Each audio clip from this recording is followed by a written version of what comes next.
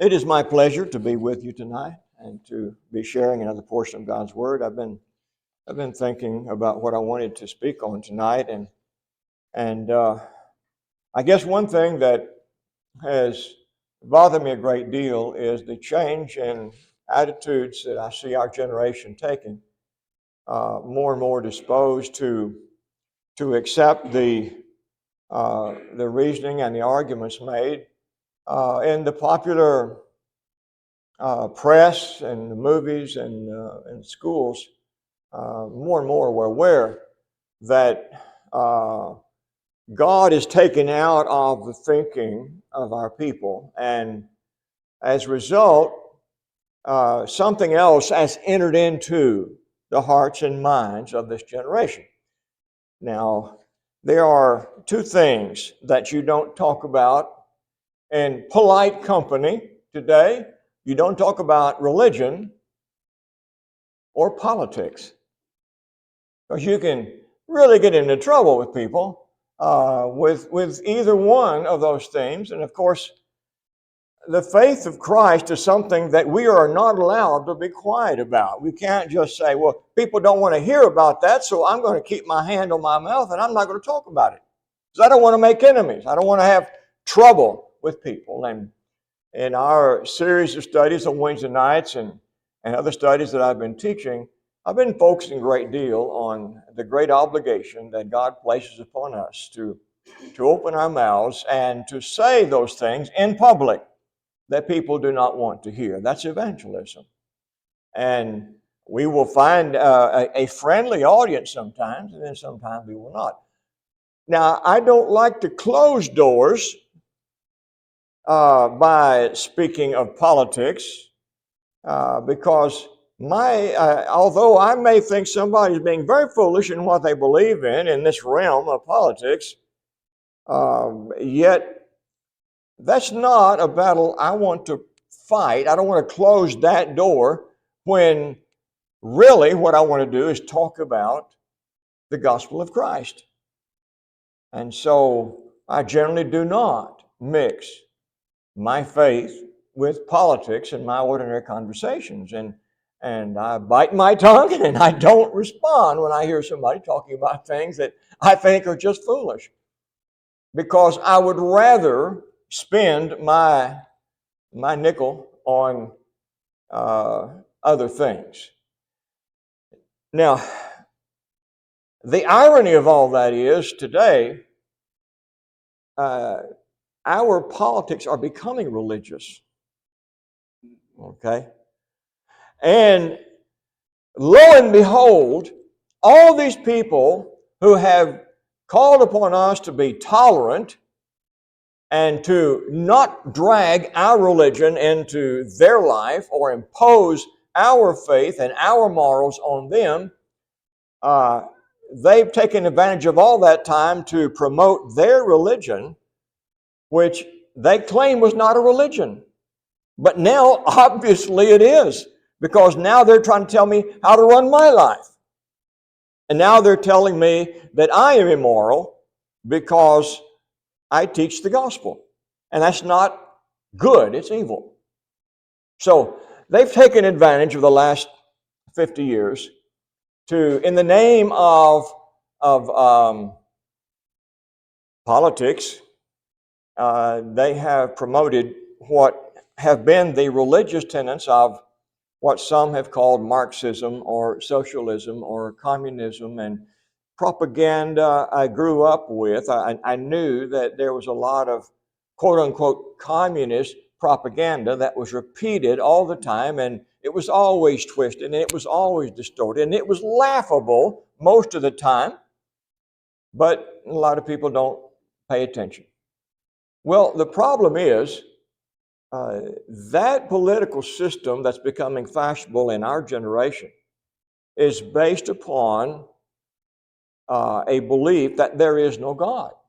It's based upon a belief that the whole world and all of the stars and the planets, they use the word universe, and I don't like to use the word universe because they use it, but they will say the whole universe is is something that came as a result of an accident or a big bang or something like that, and that there is no God that governs, and so God is the universe. God is Mother Nature.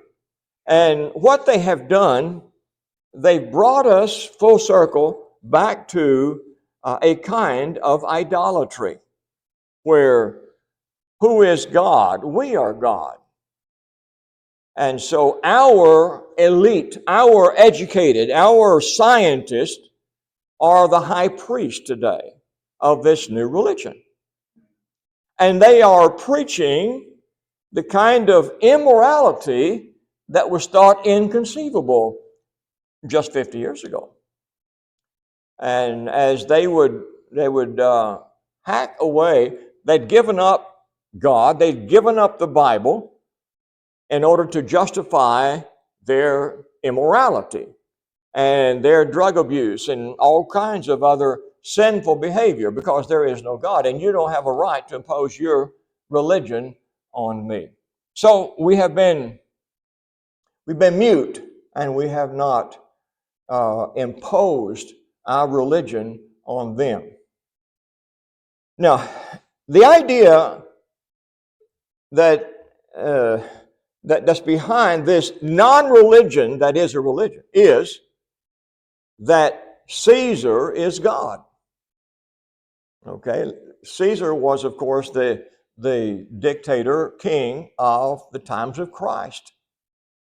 And during the Roman era, when Christ was born, and that was the era of Augustus Caesar, and then in the years following that, when Jesus was teaching there in Jerusalem and in Judea, it was Tiberius Caesar, and the Caesars were a part of that world. They had conquered that land of Israel, and they governed there, and there were Roman soldiers all over Israel at that time. And they believed and they preached that their king, their Caesar, was a descendant of the gods.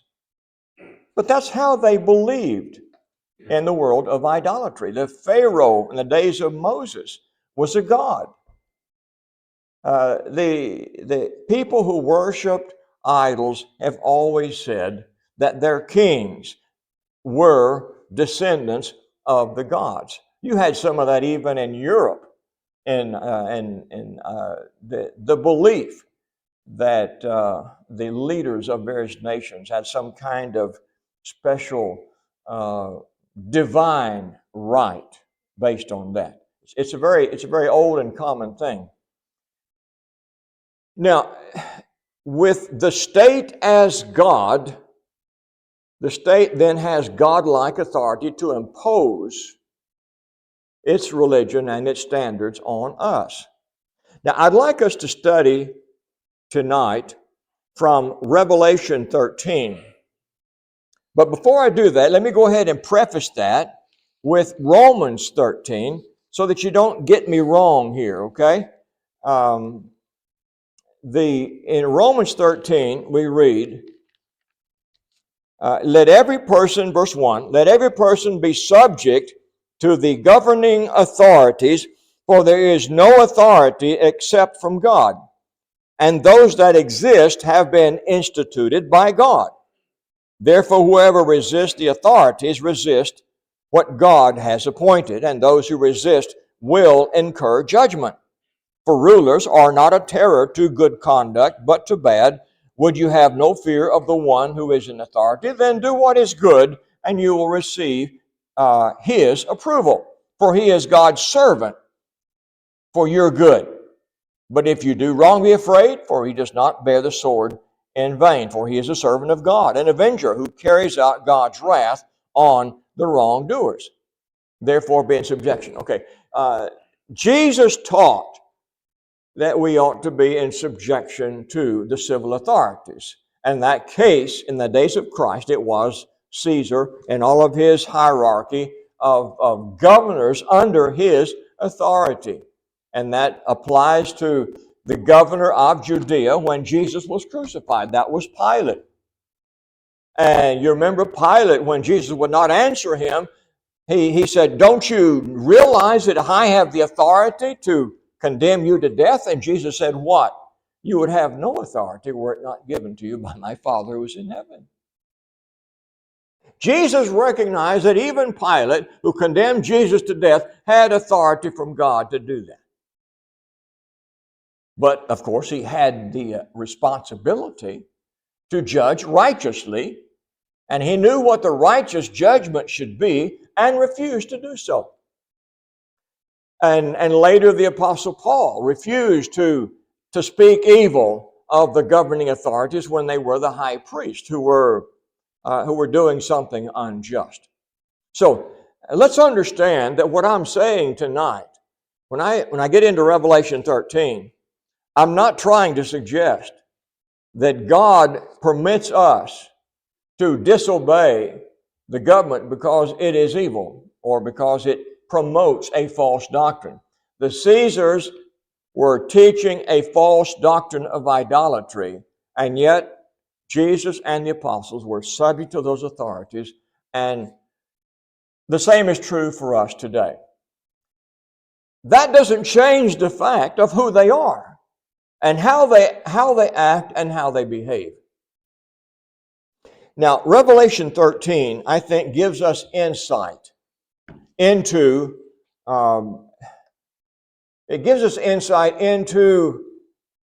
our relationship to governments that have gone wrong, that are persecuting the church, that are persecuting and putting to death Christians.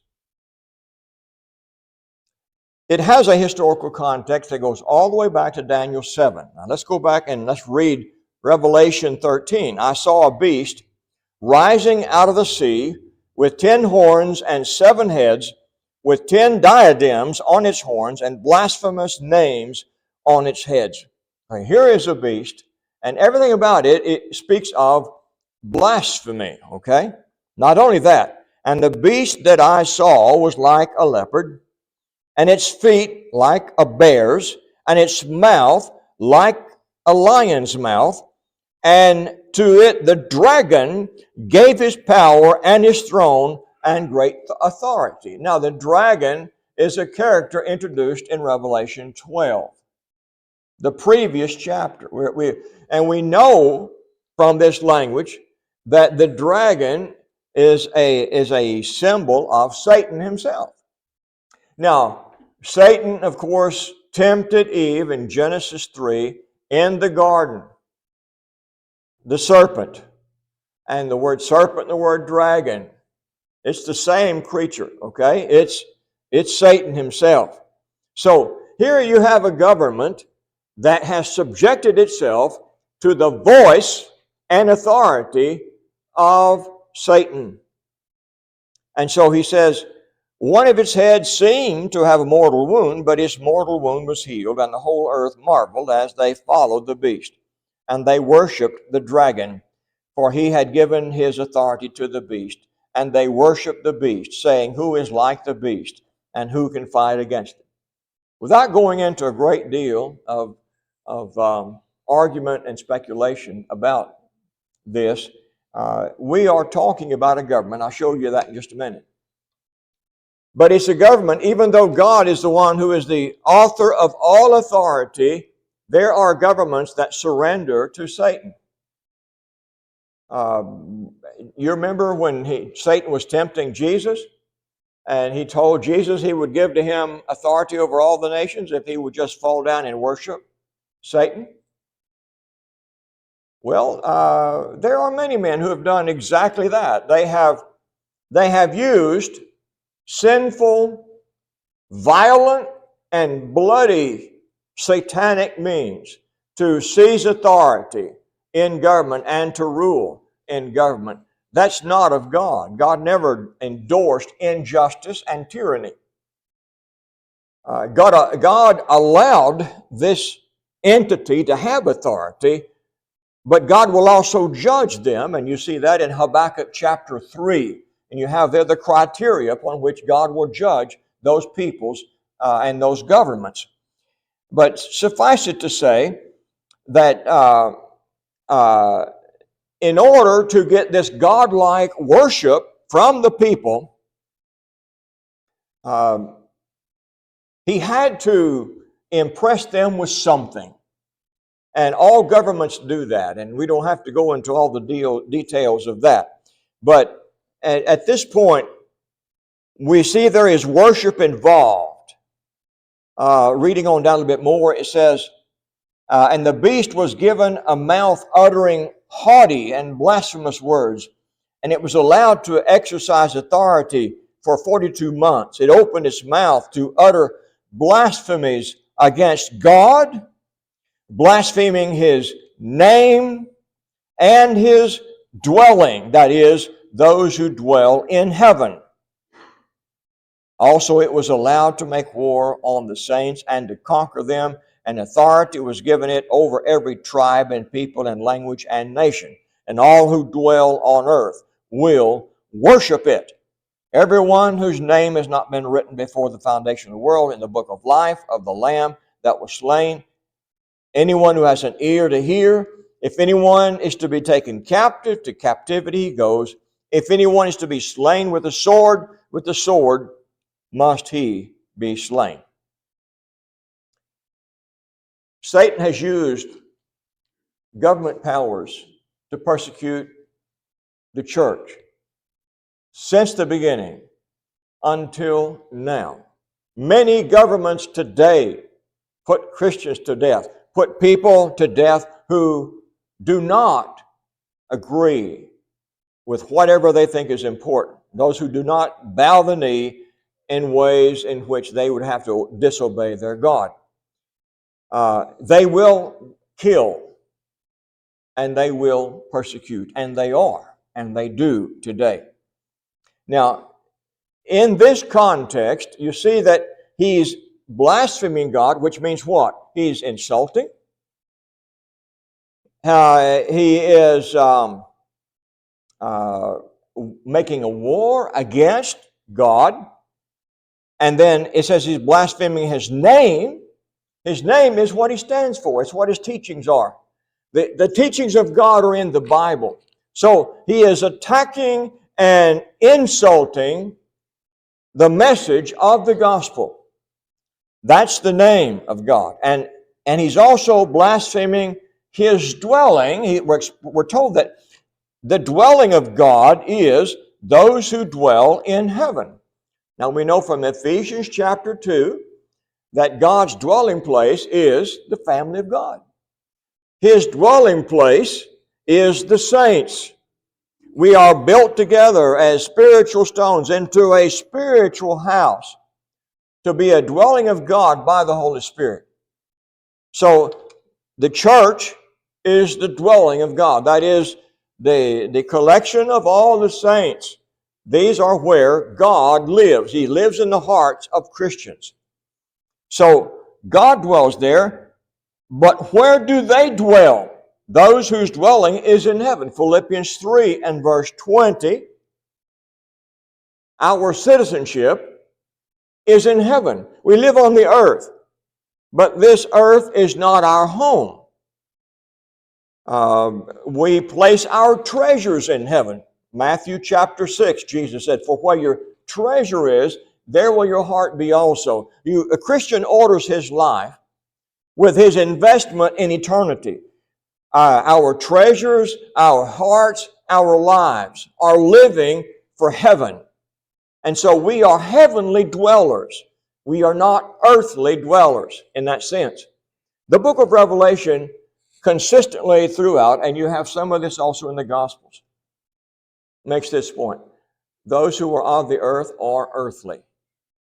They are fleshly. They are carnal-minded. They live for this life. They live for this earth. They live for the desires of this life on this earth. These are the earthly. Here, it's the earthly who believe the blasphemies of this beast, who gets his authority, who speaks the words of the dragon, okay? The satanic beliefs, that which is contrary to the Bible, these are the things that are being promoted by the beast. Now, All of this is that they might worship the dragon, that is, worship Satan, or worship the government power, and by extension, Satan. So, you have Cornelius, the Roman centurion. Do you remember in Acts 10 and verse 25? When he first meets Peter, an angel has told him to call and have Peter come and give him the words that he needs to hear. And so when Peter and his entourage arrived at the house of Cornelius, what did Cornelius do? He bowed before Peter and he worshiped. And what did Peter say? Stand up. I'm just a man. Now, in Revelation 22, 8 and 9, at the end of all these visions that John saw, he fell down before the angel and began to worship. And the angel told John, stand up. He says, I'm an angel. I'm not God. He says, worship God. Now, that is the teaching of the book of Revelation. Don't worship men. Don't follow men.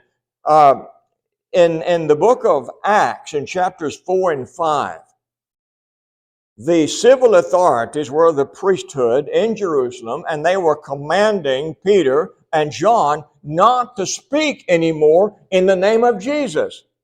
And Peter said, you judge yourselves whether it is right for me to obey the words of a man rather than the words of God. Now, that's a great issue in the book of Acts and throughout the Bible. We tend to want to worship men and listen to men and all their speculations and all their science. And it's false science. It's science falsely so-called. 2 Timothy, the last few verses of that book. So, here you have this governmental power. Let me show you what the governmental power is. Go to Daniel 7 with me. And we're going to have to do a little bit of thinking here. In Daniel 7, you'll notice something very similar to what you find in Revelation chapter 13. In the first year of Belshazzar, king of Babylon, Daniel saw a dream and visions of his head as he lay in his bed. Then he wrote down the dream and told the sum of the matter. Daniel declared, I saw in my vision by night, and behold, the four winds of heaven were stirring up the great sea, and four great beasts came up out of the sea, different from one another. The first was like a lion, and had eagle's wings. Then as I looked, its wings were plucked off, and it was lifted up with the ground, or from the ground, and made to stand on 2 feet like a man. And the mind of a man was given to it. And behold, another beast, a second one, like a bear. It was raised up on one side. It had 3 ribs in its mouth between its teeth. And it was told, arise, devour much flesh.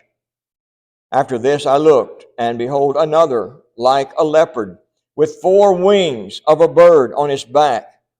And the beast had 4 heads, and dominion was given to it. And after this I saw in the night visions, behold, a 4th beast, terrifying and dreadful and exceedingly strong. It had great iron teeth. It devoured and broke in pieces and stamped what was left with its feet. It was different from all the beasts that were before it. It had 10 horns, and I considered the horns, and behold, there came up among them another horn, a little one, before which 3 of the first horns were plucked up by its roots. And behold, in this, from this horn, were eyes like the eyes of a man, the mouth speaking great things. As I looked, thrones were placed, and the Ancient of Days took his seat. His clothing was white as snow, and hair of his head like pure wool. His throne was fiery flames. Its wheels were burning fire, and so forth and so on. Look at, and then in the last of that verse, the court sat in judgment, and the books were opened. Now, Revelation uses this language over here in Revelation 13, all the way down to chapter 20 and 21. You have the judgment scene. You have the books opening in chapter 20. We're beginning with the beast. The first 3 were the lion, the leopard, and the bear. Okay? And the 4th one, what animal was it?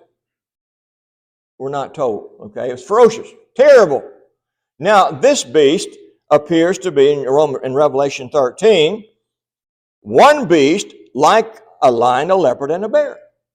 So we're supposed to remember what Daniel wrote. And this is a ferocious beast. Now, in Daniel 2, you have in Nebuchadnezzar's dream 4 kingdoms. Again, and they were symbolized by a great image and the head of gold and the neck and the shoulders of silver, and then you had the brass and the torso of the body, and then you had the legs and the feet of iron and the feet of mixed with iron and clay. Now, with that image placed beside this vision in chapter 7, you see a parallel. After Babylon, there were to be 3 more kingdoms, 3 more empires. That was explanation that God gave. And in the days, Daniel 2 and 44, in the days of that 4th kingdom, God was going to set up His own kingdom. That was the prophecy there, in the days of the 4th kingdom. Now, we are looking in the days, the 4th kingdom was the Roman kingdom.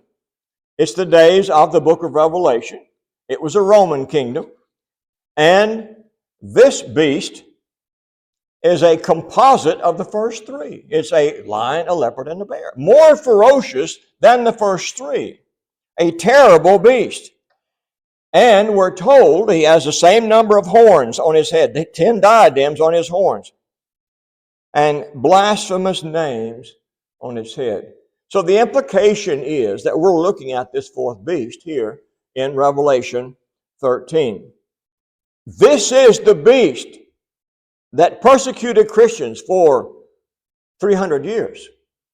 This is the beast. It began, of course, the persecution began with the synagogues and the unbelieving Jews, and they persecuted and they stoned. Paul was stoned and left for dead by the Jews. It was a Jewish, más o menos, more or less, king who beheaded James in chapter 12. It was the Jews who stoned Stephen to death. So the beginning persecution were the Jews. And then they were scattered throughout the Roman Empire, and in the synagogues there, they were persecuting the church everywhere. And that's mentioned in the first 3 chapters of the book of Revelation. The synagogue of Satan, they were called, because they rejected the gospel of Christ. Now, after that, the persecution came from a series of Caesars. And they declared that Caesar was God. And everybody was obligated to honor the power of the state, that is, the empire, the government state. If not, during many of those ages, we have in Fox's Book of Martyrs, for example, a record of all the Christians who were killed because they would not confess Lord Caesar and deny Lord Jesus Christ. That's the early history of the church. So the idea of blasphemy was a very real thing.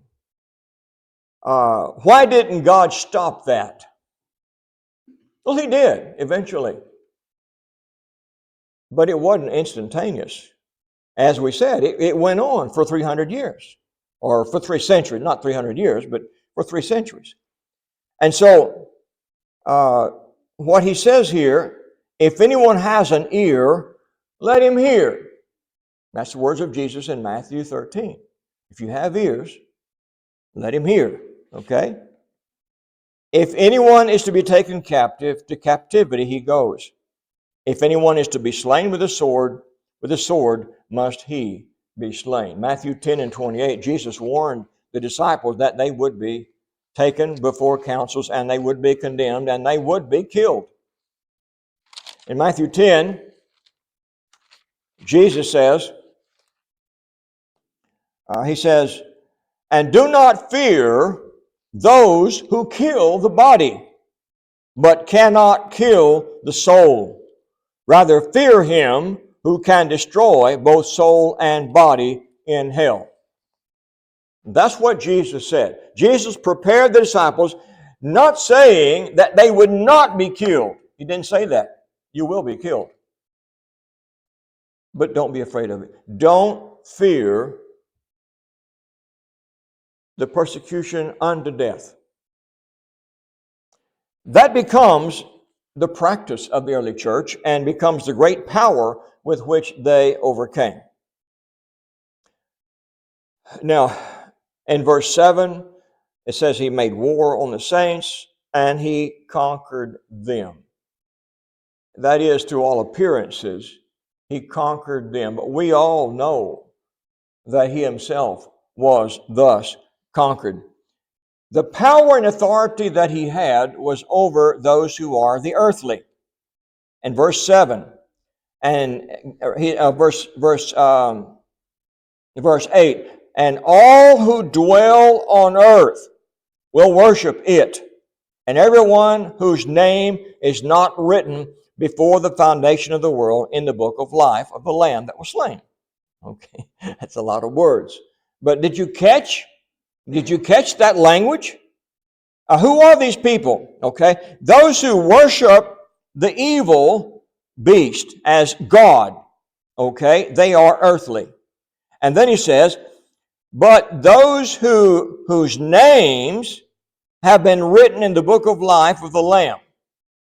Okay, John chapter 1, in the very beginning, in Jesus Christ, verse 4, in the Word, we're told in him was life. And the life became the light of the world. The life is that which Jesus began to teach. The Word became flesh and dwelt among us, and we beheld his glory, glory as of the only begotten of the Father. Now, Jesus taught life. And then he said, you've got to hate your life. You've got to hate this life that you might keep your life for eternity. Don't be afraid of those who kill the body, but cannot kill the soul. And so, in Matthew 16, in the context of, if you want to be my disciple, deny yourself, take up your cross, and follow me. And so in Galatians 2 and 20, what does Paul say? I have been crucified with Christ. Nevertheless, I live. I died with Christ, but I live. And the life that I live by the faith of the Son of God, who loved me and gave himself for me. So you consider yourself as dead. They can kill your body. That's okay. Philippians 1, Paul says, I'm in a strait between two dilemmas, to stay here or to go to heaven. I don't know which. He says, while I'm here in the flesh, I can bear fruit. I want to do that. I don't want to die. I'm glad to work for my Lord, but if that means I must die, so be it. It's so much better to leave this life and to be with God forever. Now, that's the context of this language. And so, that was Philippians 1 and verse 20. Let me continue a little bit more. I've spent too much time on that. I'm running out of time right quick. Verse 11. Then I saw another beast rising out of the earth. It had two horns like a lamb, and it spoke like a dragon. Okay, it looked like Jesus, like a lamb, but it spoke like the dragon Satan. So what is his language? His language is that of the beast. His language is that of the dragon. His language is that of blasphemy. His language is that of lies and idolatry and false religion. And so it exercises all of the authority of the first beast in its presence and makes the earth and its inhabitants worship the first beast, whose mortal wound was healed. This is the high priest, the leaders. They were not priests. They were the promoters of the religion of the government, of Caesar, of the worship of government, of the state, of Caesar. Today, we have so many parallels, and our time, as I say, our time is short, and I'm not trying to get into all of this. Read on down through here. His whole purpose, this earth beast, the second beast now, is to promote the false religion of Caesar and his religion. Chapter 12 and verse 11 talks about how the saints overcame Satan and all of his minions, beginning in verse 10. And I heard a loud voice in heaven saying, "Now the salvation and the power of the kingdom of God, of our God, and the authority of his Christ have come, for the accuser of our brothers has been thrown down, who accuses them day and night before our God, and they have conquered him." Okay, three things. They conquered him by the blood of the Lamb and by the word of their testimony, for they love not their lives even unto death. Okay, there's the power to defeat Satan and all of his false religions. Number one, by the blood of Christ, the Lamb. He died, his blood cleansed us from sin, made us forgiven, and gave us the motivation to overcome every weakness that makes us sin. But number two, they conquered him by the word of their testimony. The word here is not like in John 1, and the word became flesh. That's a different word. That's the Logos. This word for word, this is the word, spoken word. This is evangelizing. This is confessing Christ. The word of their testimony means they opened their mouth and declared the teaching of the gospel. That's how they overcame. They were militant. They were not passive. They were not sheep who were slaughtered without opening their mouth. Their mouth was open, and to the very end, they declared right and they condemned wrong. They declared the message of Jesus Christ, the word of their testimony, and they loved not their lives even to death. They had died with Christ already. Romans 6, 3 and 4, when you're baptized into Christ, you're baptized into what? Death. You're baptized into death. In dying with Christ, in being crucified with Christ, you regard your life as already over and dead. So that now you live for Christ. If somebody kills you, so be it. You will not compromise. You will not give in. Nothing is as important to you as being loyal and faithful to your Christ. So Romans 8 and verse 37, after all is said and done, in Christ we are more than conquerors. We take up our cross as Jesus did, and we follow him all the way to death. He that would love his life shall lose it. Matthew 10 and verse 30. Luke 14, 26. If you do not hate your own life, you're going to fail. You're going to lose it.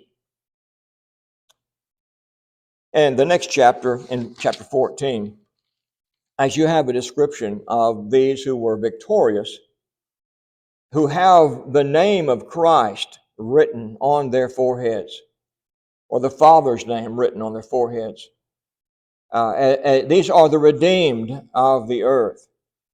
We're told here that there is no lie in their mouth.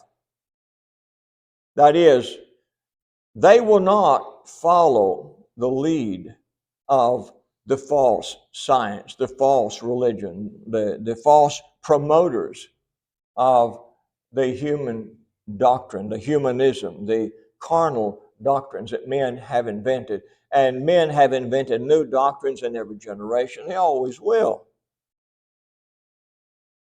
And these are men who are strong and powerful and have money and power. And they intimidate everyone to follow them.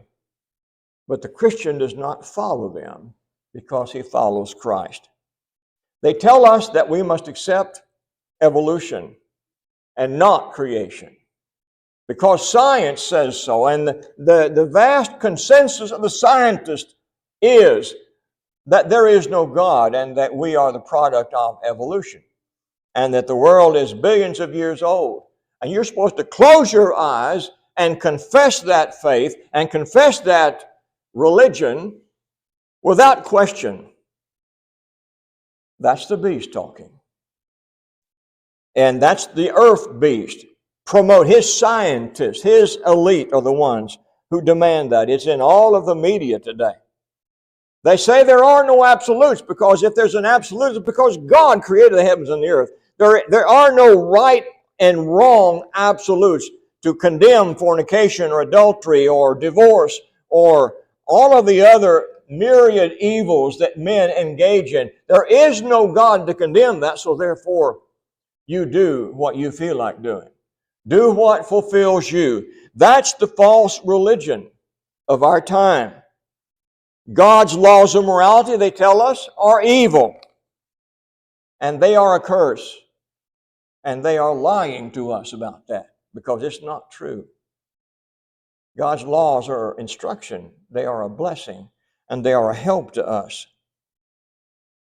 We are told to trust the elite leaders, the kings, the governors, the doctors and the lawyers and the judges, and they are the gods because they have the power of the government behind them.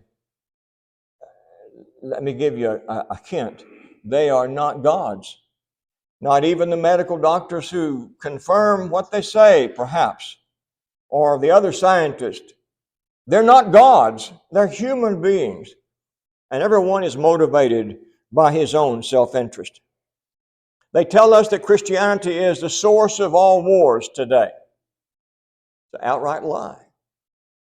But they do that to discredit the Bible. It is a religion, brethren. We've got to be prepared. This is not a matter of going into politics. It's a matter of when someone states a lie, you've got to answer it and not be intimidated by the fact that the elite or the educated or those who have numberless degrees after their name have said that it is so. God's laws about the home and the family and the role of women. Today, the powers that be have declared that a man can be a woman if he wants to be. And you're supposed to be quiet about that. You are not to open your mouth. Well, if you open your mouth, you're going to get in trouble. You may lose your job. You're a Christian. What you going to do about that? You could lose your life. What you going to do about that? The same thing that Christians have always done. We are being told that public education is superior to the counsel of God. It's a lie. We're told that science knows these things and that you're denying the science. And we've learned the hard way that often science is wrong, but God is never wrong. We're told that marriage for life, marriage for 50 years, is absurd. It's not possible. It's not even good. It's not. You can't be happy that way. It's going to be 50 years of misery, right? Wrong. It's a lie. But that's the religion of modern times. We're told that if you love someone of the same sex as you are, therefore, the only way you can be happy, is to do what you feel like doing. Well, every sin that man commits, what is he doing? He's doing what he feels like doing. What he feels like doing. When God commands, he commands because he knows what's best. And if we believe in Him and if we trust in Him, we will obey even if we don't understand, even if we don't believe that it'll be good. But we will do it because it's right. It's right because God said so. The elite among men believe, that is, those who are the billionaires and those who have the reins of power and those who govern in the elite schools, they believe that they ought to be telling you how to live your life. That's where we are today. Now, if you're a Christian, that's not what you think. You don't think that these men, no matter how smart they are, that they are smarter than God. I beg to differ. They are not smarter than God. God created them. Can you imagine how God feels about that? Can you imagine how much He must be laughing in heaven at the foolishness of such small creatures on this earth, whose tiny intellect believes it is so brilliant that they can ignore the counsel of God as written in the Bible? They believe that we as Christians should be silent. And they will do all they can to cancel us. And they can. Where they control the media, they can, and they are. They're doing it. They can cancel us. But let me tell you something. They cannot shut our mouths if we are willing to open our mouths everywhere we go. Because evangelism and the power of the gospel occurs between one person and another person. One person telling another person, telling another. That's how the kingdom of Christ conquered the world 2,000 years ago and still will do the same thing. And it's 6 o'clock almost. Thank you for being patient with me tonight. I really didn't get into a deep exegesis of Revelation 13. I don't believe it was necessary. But I know that the point is very clear. This world is full of blasphemy, that is hostility. And you and I don't need to be pleasing these men. We need to be pleasing our God in heaven. Tonight, if you're not serving Christ, the one to fear is your Creator. It's not what men might think of you. Don't worry about what men might think or what they might say. Worry about He who will judge you on the last day. If we can help you in some way to obey the gospel or correct your life, would you not come forward tonight as we stand together and as we sing?